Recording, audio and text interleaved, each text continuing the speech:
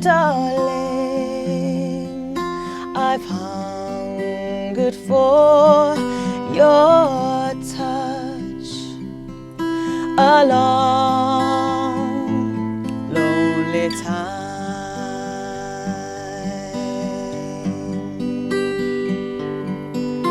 and time goes by so slowly, and time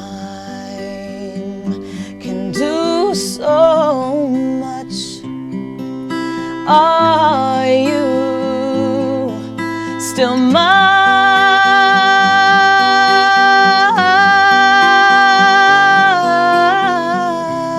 I need your love.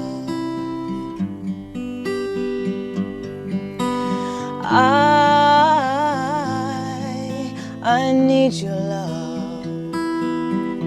Godspeed your love to me.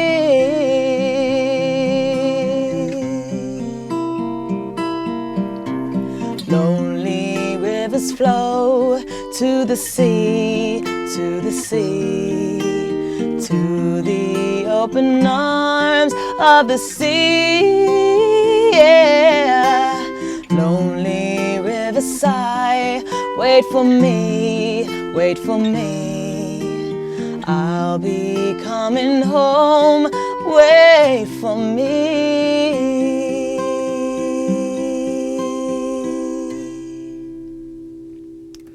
Hi, how you doing? Justin here. Today we're checking out the beautiful Unchained melody made famous by the Righteous Brothers, recorded by a few other people as well. We're going to be looking at kind of a finger-style acoustic-y arrangement, but I will explain what's going on in the Righteous Brothers version as well. Big deal with this song, first of all, it's in 12/8, which basically means that we've got 4 beats and each beat is divided into 3 pulses. So we've got a very strong, like a 1, 2, 3, 4, 5, 6, 7, 8, 9, 10, 11, 12. But counting that high is always a little bit weird, so it's a lot easier to just think 1, 2, 3, 4, and each one of those beats is divided into 3. Now to start off with, we're just going to be looking at the chord sequence. Of course, it's the best place to start. We're just going to be using 4 down strums to the bar, so playing a down strum on the beat. And let's start off with the chords. They're almost all open chords except for a bit in the bridge, and I'll explain that bit when we get to it. We're starting off with a C chord, so 3, 4, C,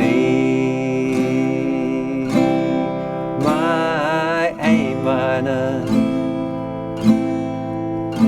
my F chord, I've G chord for your C, and A minor, lonely G. Put a G7 if you want, but we'll just stay on G. And C goes A minor, so F chord, and G can do so C, our A minor,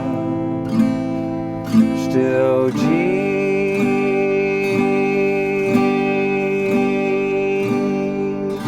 I see your love to G. I A minor, your E minor. God F, your love G to C. Then we go to C7. Now I'm just going to pause here for a second because we're about to hit the bridge. So all of that, the kind of regular open chords, very easy to play, nothing particularly difficult going on. When we get to the bridge, the chords in the bridge are F and G and E flat. Now you can play F and G chord down here if you like, but then to get to the E flat it's a little bit of a jump, and it always sounds to me to be a little kind of awkward to have these big chords down here with lots of notes, and you get the kind of low bass strings going on. I think it's kind of better to be playing them up here using your kind of your A-shaped bar chords. So you need to be hip with those ones to for playing this song. And playing the F chord, the G chord, which would be 2 frets higher. The F was at the 8th fret, G at the 10th. Back to F, and then to E flat, which is down at the 6th fret. Still the A shape, A major kind of grip, you know. And then we've got F, G, and to C, which I tend to use the kind of the E-shaped grip here, but you could go down and use that C if you like, doesn't really matter. And then it's that sequence again, F to G, wait for F, wait for E flat, F going G to C, and then it's the song again, back to the regular sequence. So if you're going to do that, a good little tip for you when you're finishing that love to me at the end of the verse, go to a C7 bar chord. It's nice to go from C to C7, right? It kind of musically, it makes a little bit more sense to make that change down there. If you're not familiar with the C7 bar grips in the intermediate course, if you want to check out how to play that. And that gives you a nice transition to get up to the F chord. Otherwise you're going from C, C7, and that's quite a, you know, to jump up the neck, and you're changing kind of shape. So I definitely recommend going from the C to the C7 and then up to the F. Okay, so if we go B,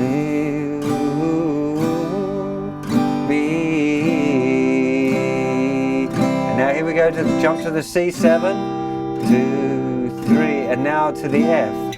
Lonely rivers G to the F, to the E flat, F the open G of the C,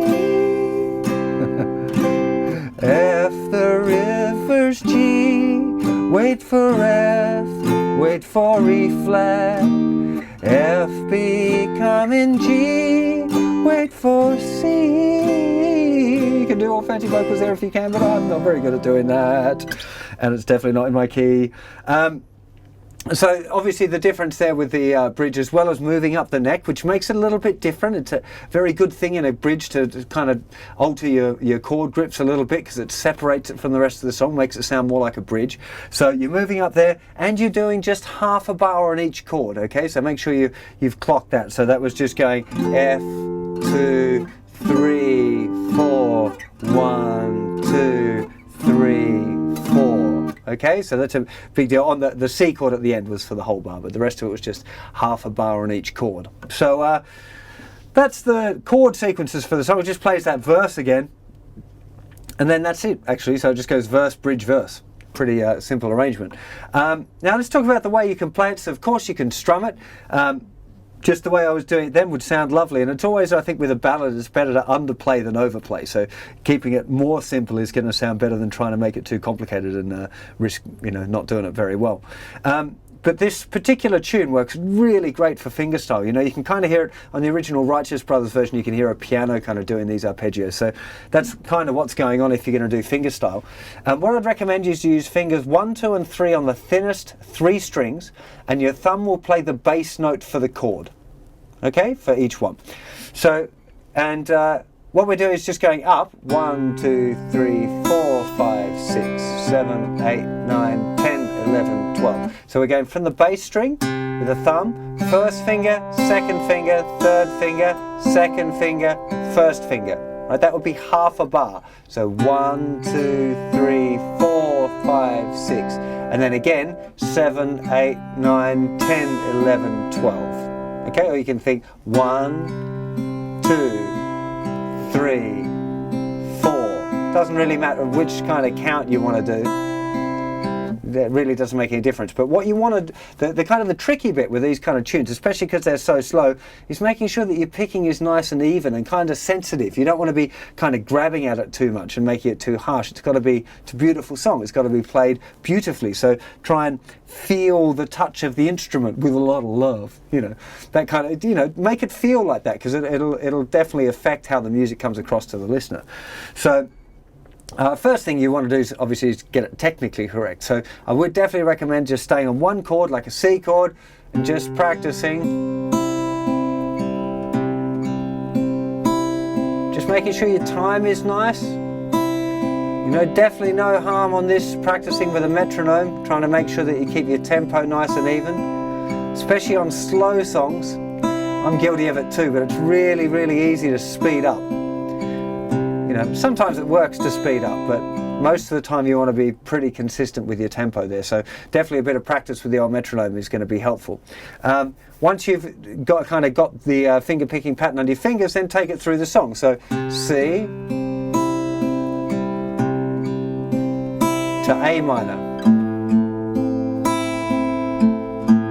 Now going to the F.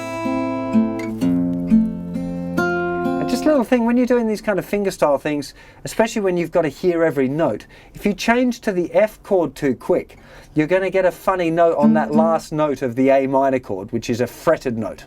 Okay, if it's an open string, gives you a bit more of a chance to move chord, but when it's a fretted note, like on that A minor,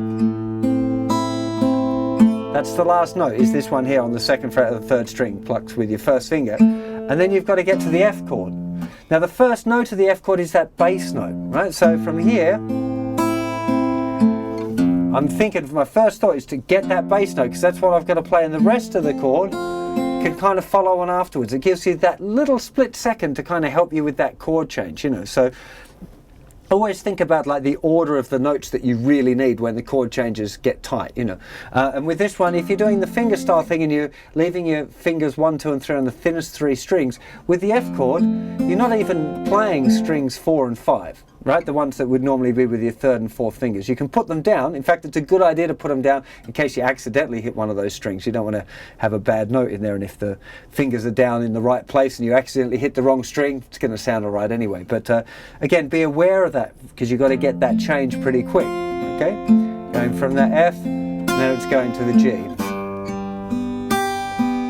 Lots of different Gs you could use, but probably just your regular, either using fingers 1, 2 and 3. Again, because it's in C, maybe some of you noticed I'm just using my 3rd and 4th fingers. So I'm using my 3rd finger on the thicker string, 3rd fret. That finger's also muting the 5th string, open, open, open, and little finger. And the reason is it's just really simple to get back to my C chord, you know. But if you struggle doing that, or the stretch is hard, you can play it like a regular fingering for a G chord. It's going to be totally cool. So there's your G. Second time C to A minor, and then it goes straight to the G for 2 bars. And as I said, if you want, you can put a little G7 in there in the second bar. You don't have to. They'll sound nice though if you do it. That was C, A minor to F to G, back to C, to A minor, 2 bars of G. Here's the second bar, and again, you could put G7 if you want, or regular G, it doesn't matter, to C, to G, to A minor, to E minor, just in case you've got to scratch your nose or something. No fingers required. F, is that my out loud voice? To G, to C. Now when you go to the C7 here, these 3 fingers, the finger picking fingers have moved over, okay, and they're now playing strings 2, 3 and 4. because they're the strings that we want when we go up to our F chord. We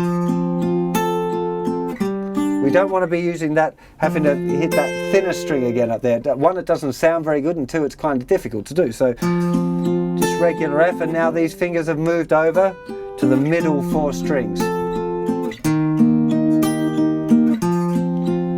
When it moves to the C, if you're going to use that E-shaped one, then of course the thumb's going to move to the thicker string. Other fingers stay where they are, it's fine. Okay, so that would be how to do a kind of a fingerstyle version. You don't have to stick to it to that pattern exactly, right? You can totally be free with it and change it up a little bit. It sounds really nice. I just want to give you a kind of starting point, and I would definitely recommend being really confident and solid with this kind of doing it straight before you start trying to get all fancy with it, you know, and be careful of the fancy stuff in this sort of song, because sometimes it just sounds a bit rubbish, you know, especially if it's getting in the way of the singer. So that would be that one. The original version, the Righteous Brothers one, the guitar, the arpeggiated stuff is done by the piano, and the guitar's doing these little chips playing on beats 2 and 4. Now, when I chip, I mean like a very short little chord. So 1, 2, 1, 2, 3, 4, 5, 6, 1, 2, 3, 4, 5, 6, it's just using like little kind of the tops of bar chords, using C, A minor, F and G, and just doing these little kind of very short strums, which sounds great in a band. So that kind of thing, you know, that works in a band setting. It doesn't really work on your own. So if you're playing by yourself, you probably want to go for either a fingerstyle one, or you could strum it. You could, my love.